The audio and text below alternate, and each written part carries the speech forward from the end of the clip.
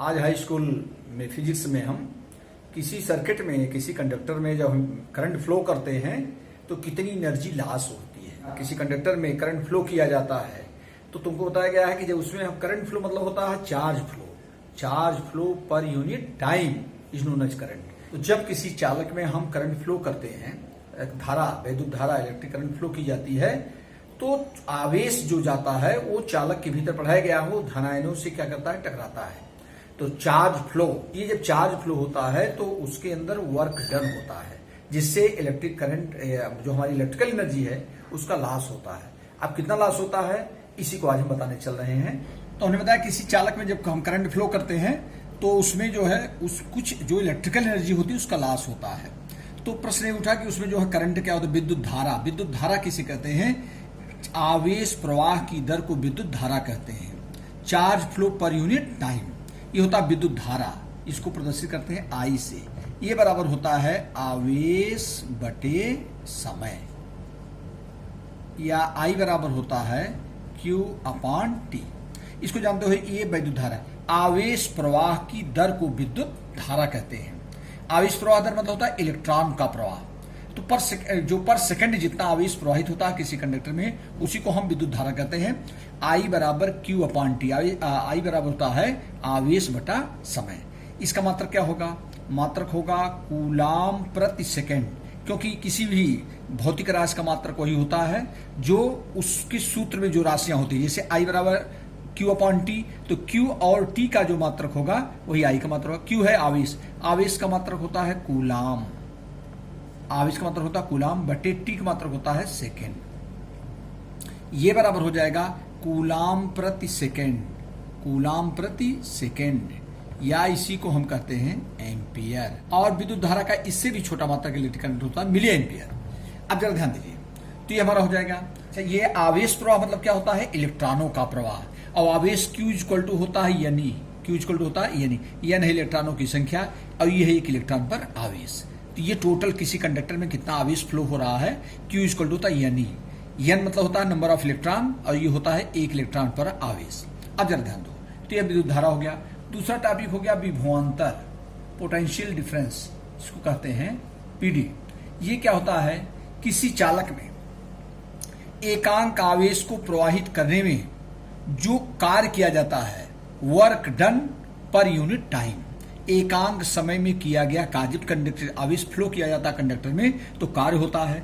तो किन्हीं दो बिंदुओं के बीच, किसी चालक में दो बिंदुओं के बीच आवेश को प्रवाहित करने में आवेश द्वारा जो कार्य किया जाता है उसे विभवांतर कहते हैं। और विभवांतर को V से प्रदर्शित करें, V बराबर होता है W अपॉन Q। एकांक आवेश को प्रवाहित होने में किया गया कार्य, इसका मात्रक क्या होता है? ये होता है आवेश द्वारा किया गया कार्य, आवेश द्वारा किया गया कार्य बटे आवेश। ये हमारा होता है, ये होता है किसी चालक में एकांक आवेश को प्रवाहित करने में आवेश द्वारा जो कार्य किया जाता है वही चालक के सिरों का विभवांतर होता है। तो विभवांतर V बराबर होता है W अपॉन Q। इसका मात्रक क्या हो जाएगा? मात्रक क्या होगा विभवांतर का? W का मात्रक होता है जूल, कार्य का मात्रक होता है जूल बटे Q का मात्रक भी ऊपर हम पढ़ा चुके, होगा कूलाम, जूल प्रति कूलाम, या इसको हम लिख सकते हैं जूल प्रति कूलाम, या इसी को हम कहते हैं वोल्ट। ये जरा ध्यान दीजिए, तो हमारा हो जाएगा तो जूल प्रति कूलाम और वोल्ट। तो या इसी को ऐसे छोटा मात्रक होगा हमारा मिली वोल्ट। तो ये विद्युत धारा और विभवांतर में संबंध होता है जिसको ओम का नियम कहते हैं। यदि किसी चालक की भौतिक अवस्था जैसे ताप में कोई परिवर्तन न हो, चालक की भौतिक अवस्था जैसे ताप में कोई परिवर्तन न हो तो चालक के सिरों का विभवांतर उसमें प्रवाहित धारा आई के समानुपाती होता है। V समानुपाते I, V समानुपाते I, R V equal to होता है I इंटू R। ये ओम का नियम। अब R क्या है इसमें? R एक नियतांक है जिसे चालक का प्रतिरोध कहते हैं, resistance of the wire. In 9th class में तुमको इसके बारे में बताया जा चुका है। तो ये है ओम का नियम। ओम का नियम में क्या होता है? विभवांतर वैद्युत धारा I के समानुपाती होता है, V directly proportional to I, R V equal to I है, जहां R एक नियतांक है जिसे चालक का प्रतिरोध कहते हैं। प्रतिरोध क्या होता है? जो धारा के मार्ग में रुकावट डालता है। यार हमारा रेजिस्टेंस है प्रतिरोध, जो धारा के मार्ग में रुकावट डालता है। तो जब किसी चालक में हम वैद्युत धारा प्रवाहित करते हैं तो उस चालक के प्रतिरोध के कारण चालक की जो धारा होती है वो कुछ उष्मा के रूप में, जैसे हम तार में विद्युत धारा प्रवाहित कर रहे हैं तो वो जो है उष्मा के रूप में परिवर्तित हो जाता है, तार गर्म हो जाता है धीरे धीरे। तो इसे विद्युत धारा का उष्मीय प्रभाव कहते हैं, थर्मल इफेक्ट ऑफ करंट। ये विद्युत धारा का उष्मीय प्रभाव है। जैसे विद्युत धारा का अध्ययन 3 प्रभावों पर आधारित है। विद्युत धारा जो है उसके 3 प्रभाव हैं। एक हमारा होता है उष्मीय प्रभाव, दूसरा होता है चुंबकीय प्रभाव और तीसरा होता है रासायनिक प्रभाव, थर्मल इफेक्ट और मैग्नेटिक इफेक्ट, और थर्ड होता है केमिकल इफेक्ट।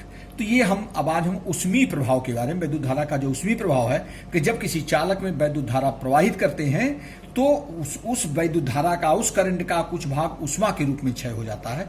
तो उसी को हम व्यय विद्युत ऊर्जा, वही कितनी उष्मा उसमें उत्पन्न होगी उसी का कैलकुलेशन हम करने चल रहे हैं।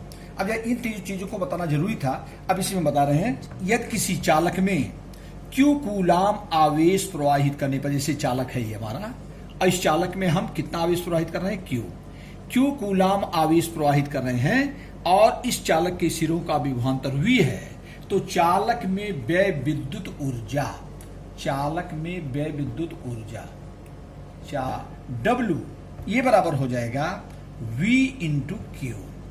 यदि किसी चालक में Q कूलाम आवेश प्रवाहित कर, जैसे कंडक्टर हमारा चालक है, तार है, इसमें हम Q कूलाम आवेश प्रवाहित कर रहे हैं, Q कूलाम आवेश, और आवेश प्रवाह की दर को विद्युत धारा कहते हैं। विद्युत धारा जो है आवेश प्रवाह की दर है, मतलब प्रति सेकंड जितना आवेश प्रवाहित होता है उसी को विद्युत धारा कहते हैं, करंट वही हमारा है।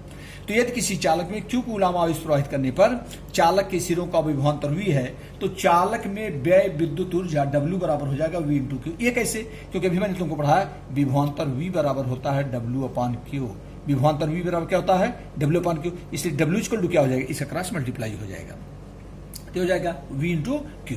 चूंकि Q is equal to I T, Q is equal to I T, ये कहां से आ गया, चूंकि अभी पीछे पढ़ा चुके, I बराबर होता है Q अपॉन T, वैद्युत धारा बराबर होता है आवेश बटा समय, तो वैद्युत धारा बराबर आवेश बटा समय, I बराबर Q अपॉन T, Q बराबर क्या हो जाएगा, इसका क्रॉस मल्टीप्लाई हो जाएगा, तो Q बराबर हो जाएगा आई टी। तो ये चीज हमने यहाँ पर रख दिया, W बराबर हो जाएगा V इंटू Q, और Q इक्वल टू क्या होता है आई टी। अब आगे ध्यान दो, इसलिए W इक्वल टू हो जाएगा, इसलिए W इक्वल टू V और I इंटू टी। ये हमारा आ गया फार्मूला। किसी चालक में व्यय विद्युत ऊर्जा W बराबर होता है VIT। जैसे हम किसी चालक, I क्या है, धारा है, चालक के सिरों का विभवांतर, हमें विभवांतर मालूम है, धारा मालूम है, और कितने सेकंड तक धारा प्रवाहित कर रहे हैं T मालूम है, ये T है समय। तो निश्चित रूप से उस चालक में व्यय विद्युत ऊर्जा W बराबर हो जाएगा VI इंटू टी। ये हमारा आ जाएगा जूल, किसमें आ जाएगा ये, जूल।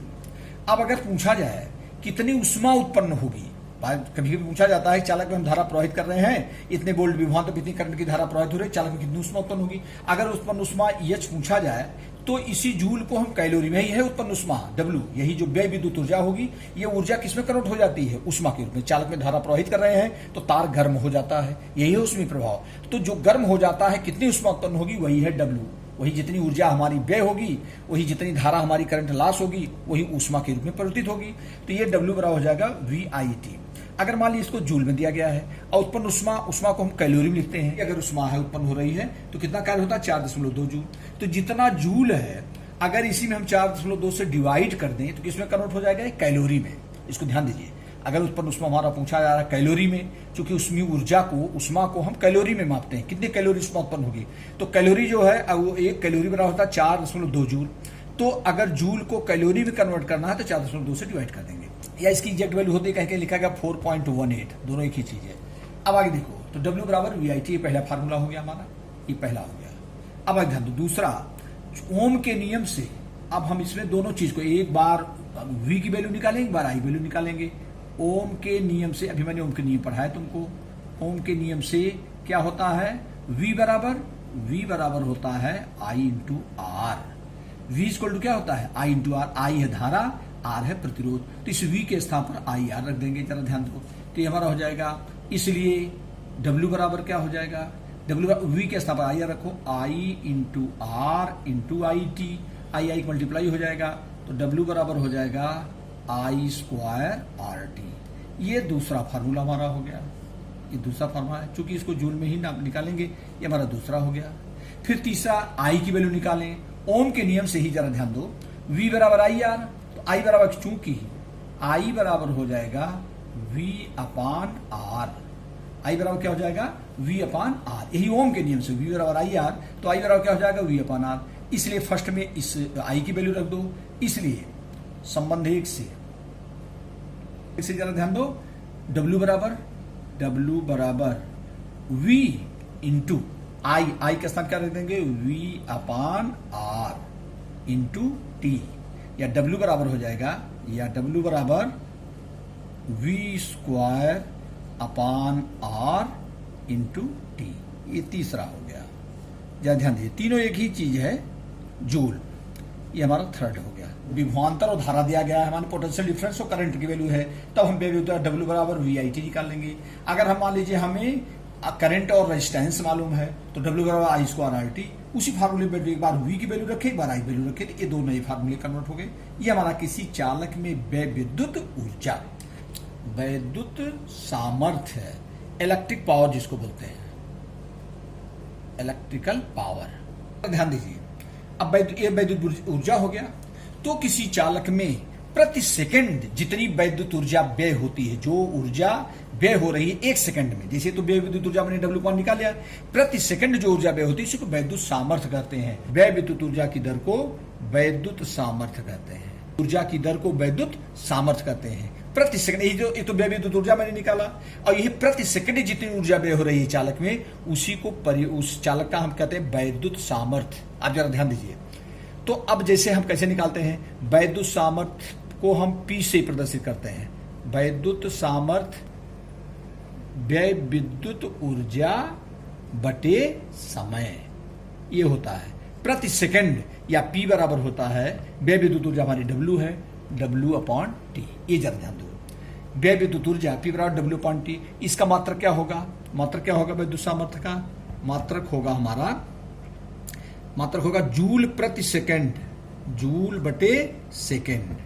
कैसे, P को हो गया वर्क है हमारा, व्यय विद्युत ऊर्जा, ऊर्जा का मात्रक होता है जूल, बटे T हो गया जूल प्रति सेकंड, या इसी को हम लिख सकते हैं जूल प्रति सेकंड, या इसी को कहते हैं वाट। क्या कहते हैं, वाट, जूल। इसका मतलब वैद्युत सामर्थ्य का मात्रक क्या होता है, वाट। वाट से बड़ा मात्रक क्या होता है, किलोवाट, मेगावाट, ये हमारे बड़े मात्रक हैं।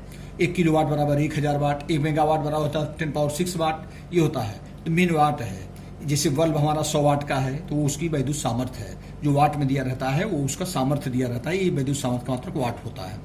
अब जरा ध्यान दीजिए, अब हम जैसे निकालते हैं, अब P की वैल्यू कैसे निकालेंगे। अब चूंकि, अब देखो, चूंकि W बराबर है, पहला फार्मूला W बराबर क्या होता है, VIT, W बराबर होता है VIT, इसलिए P बराबर कितना हो जाएगा, P बराबर हो जाएगा VIT अपान T, क्योंकि P बराबर W अपान T। अब T कैंसिल हो जाएगा, इसलिए P बराबर हो जाएगा VI। ये एक फार्मूला ये हमारा हो गया, जरा ध्यान दीजिए। अब यही जब W के तीनों वैल्यू यहां पर रखेंगे, P के भी 3 फार्मूले आ जाएंगे। W का जो दूसरा फार्मूला देखो इधर, W बराबर आई स्क्वायर RT, अब W बराबर आई स्क्वायर RT, इसलिए P बराबर क्या हो जाएगा, P बराबर हो जाएगा आई स्क्वायर RT अपान T। अब T कैंसिल हो जाएगा, इसलिए P बराबर कितना हो जाएगा, इसलिए P बराबर हो जाएगा आई स्क्वायर R। आई क्या है, धारा, वैद्युत धारा, R है प्रतिरोध। तीसरा होता है, चूंकि W बराबर, तीसरा जो फार्मूला इधर देखो यहाँ, तीसरा W बराबर V स्क्वायर अपान R इंटू टी, तो हो जाएगा V स्क्वायर अपान R इंटू टी, इसलिए P बराबर कितना हो जाएगा, अब यही W वैल्यू यहाँ रखेंगे, तो W हो जाएगा V स्क्वायर अपान R इंटू टी और बटा टी। टी इसमें कैंसिल हो जाएगा, P बराबर हो जाएगा V स्क्वायर अपान R। अब देखिए तीसरा फार्मूला P का हो गया। जैसे W के 3 फार्मूले आए, तो P का भी 3 फार्मूला हो, क्योंकि P बराबर W अपॉन T। अब इसमें हाँ एक चीज इसमें जरूर है कि R जो है रेजिस्टेंस है, प्रतिरोध। प्रतिरोध क्या होता है, जो धारा के मार्ग में रुकावट डालता है। तो ये जो रेजिस्टेंस होता है, सामर्थ्य के इनवर्सली प्रोपोर्शनल होता है। कहने का मतलब कि जिसका सामर्थ्य ज्यादा होगा उसका रेजिस्टेंस कम होगा, जिसका सामर्थ्य कम होगा उसका रेजिस्टेंस ज्यादा होगा। सामर्थ्य में और इस प्रतिरोध में, माने इलेक्ट्रिकल पावर में और इस रेजिस्टेंस में, सामर्थ्य में और प्रतिरोध में व्युत्क्रम संबंध होता है। जिसका सामर्थ्य ज्यादा होगा उसका प्रतिरोध कम होगा, जिसका सामर्थ्य कम होगा उसका प्रतिरोध ज्यादा होगा।